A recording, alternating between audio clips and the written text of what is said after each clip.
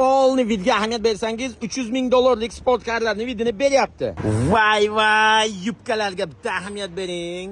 Puli sizga qiziqmi? Malibuni sotib oling, shuni oling. $300,000. Atigi 3 pachka. Balon Michelin diskalar 19 yumli eshik 2 ta. Ramka yo'q. Old kishi 462, zapas xod 580 km. Ranka такой noodatiy, kraskasi radnoy holati pachka, orqalda sensor, slipoy zona bor, bez ключевой доступ bor, elektron ruchkalarda, 360 kamera, 19 yumli diska, Michelin balonlarda. Bagaj knopkada ochiladi. Bagajlari ham chista sport karga o'xshaydi. Zaryadchiklardan muammo yo'q.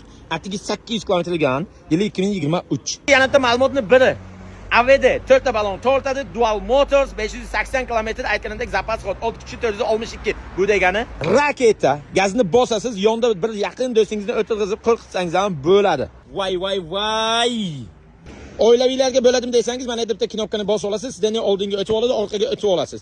4 kishilik mashina. Panorama tom. Eski knopkada ochiladi, akustika kameralari bomba, kojalar, sinf upravleniya elektronli tablo monitorli, katta bahaybat monitorni o'chirib olib ko'rsataymi?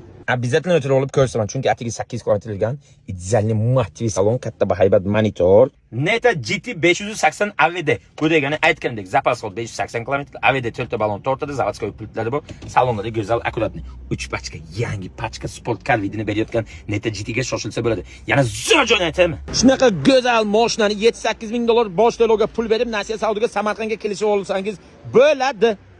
Nexia 3 ni ham sotib, buni olsa bo'lar ekan. Egalar nomi telefon videosida shoshiling, ko'rib tekshirib oling.